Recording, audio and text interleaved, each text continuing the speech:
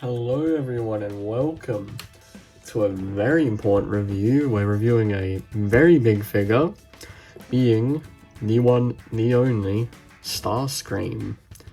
And now, to start off, I will say, this figure does come at the leader class price point. He comes with lots and lots of accessories, so I think that is justified. And I know I've heard people complain about his model being the same as previous models from years back, but also I really like the transformation overall, how this model works. So I feel like, you know, if it isn't broke, don't fix it.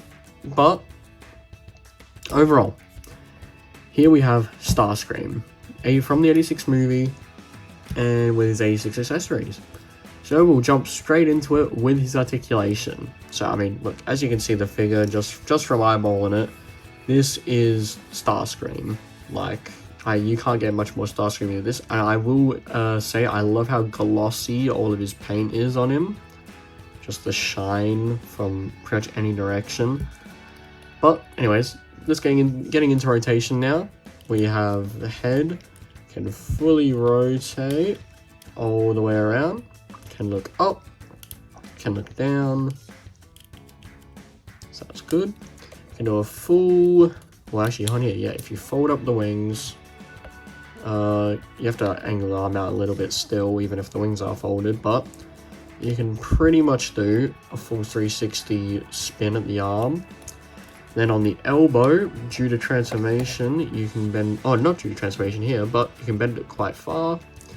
You can bend it back slightly, but not really to like a noticeable amount. The hand can also come up like that. That is due to transformation, so I guess you can have Starscream doing something like that, I don't know. But what is very good and what does kind of help justify the leader class price is finger articulation. I will say on my figures specifically, this hand comes out way more than this hand. Like, this hand is at its limit there. This hand is as wide as that can go, but as you can see, this one's much wider. Don't know if that's purposeful, don't know if that's just on my figure, but hey. You got his hip skirt here, which does flip up, does flip down. Coming down to here, he has no waist swivel, which if I flip that back up, you can sort of see why. But I should have to keep that flipped up. Leg can move out almost 90 degrees, just barely gets stopped by the waist cape. Then moving back, you can't really move back at all, again because of the back kibble. So I guess leg movement is kind of limited here. Then you can move the knee a little over 90 degrees there, so that's kind of cool. And then at the foot here, due to transformation, both the back and front of his feet can bend. That does manipulate the side panel here, because if you flip that bit down, that goes down with it, flip it up, it goes up with it. And so just be careful when posing the feet because of that. And the feet do have an ankle tilt inward, so that is always very nice. Gets Starscream into some weird wacky poses. And for very keen-eyed viewers, you may have noticed already there's something missing on Starscream, and that's because I'm saving it to go with all of his accessories. So now, before we chuck any accessories on him, I would just like to show and count out all the accessories to you. So we have 2 blasters that just attached to his arm. Now I know they do have their actual proper name.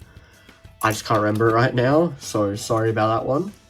Comes with another pair of them. These ones are slightly smaller. I believe these are to go with his coronation shoulder pads. Which, speaking of, here these are, which they're quite nicely painted, quite nicely done. So there you go, like that. And he also comes with his coronation crown, of course. His coronation cape, which is quite large and quite nice. Just see if that wants to stand back there. And then to top it all off, you get a throne with Starscream. And this Studio Series figure did come with a big backboard, which was the coronation ceremony. However, that has been long since thrown out. So, unfortunately, this is what we're kind of dealing with from here. So here's Starscream with all of his accessories in the background. This throne I think is really, really cool. It was actually recently in a new package that came with Megatron, Soundwave, and Shockwave. It was like the Decepticons, I think, main bridge, like set or something. And before I get any accessories on Starscream again, you can clip all the accessories into the back of the chair, and they all actually fit quite nicely. Even the crown here, plug that up there, because as you can see, there's a little hole at the top there. So that just plugs in up there. The cape can just plug into there after you've plugged everything else in. At the bottom here is where these go in, those little joints. You just slide in there, click in there. But yeah, overall, really, really nice what they've done with the chair. I like it. For now, we're going to put it off aside because, I mean, it is just a chair. Like, Starscream can sit on it, any character can sit on it, but it's a nice addition. Putting that aside, though, we bring Starscream to center frame. To proper set up your regular Starscream, you're going to have to get his blasters, chuck those into his arms, and there you go. Get Starscream, and you can have him having his hand out, commanding his fellow Decepticons. And now, I think without further ado, we'll move on to getting all of his coronation gear put on. So, take these, his coronation shoulder pads, click these in, and there you are. And now those little pink tabs, you get these ones. And I personally find it easier, just plug those in, bring them out, and then plug them into the top. There you are. So these do kind of make it difficult for posing sometimes, just cause, like, you know, they move separately, so that could be kind of an issue, but I've never had too much problem with it. Here at the back piece here is where we clip in his cape. Yep.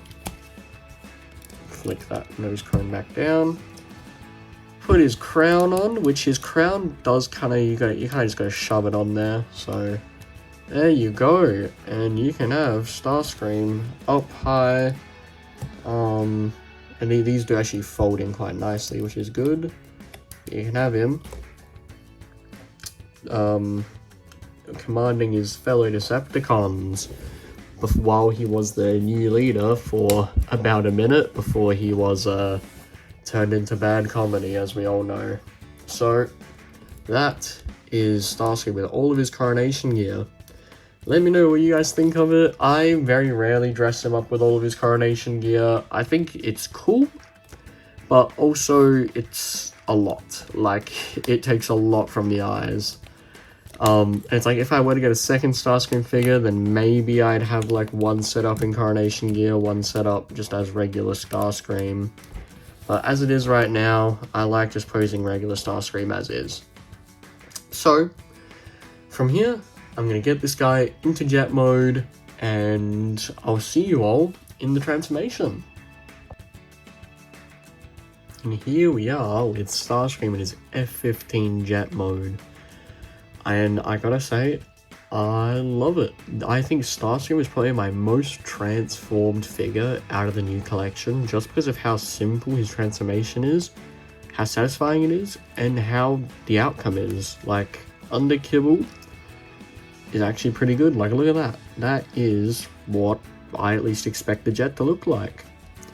And all the details you have all over him, and like, whenever I look at it like this, it's like, just think of that one scene where he's flying down at Springer and RC, telling them that there's no escape before he gets his foot caught and he shoots it off. So, bit of a silly guy, but you've got all the flaps on his wings, which is very cool. At the back here, you got his feet, which sort of turn into, like, you know, the engines, boosters, rockets, whatever you want to call them.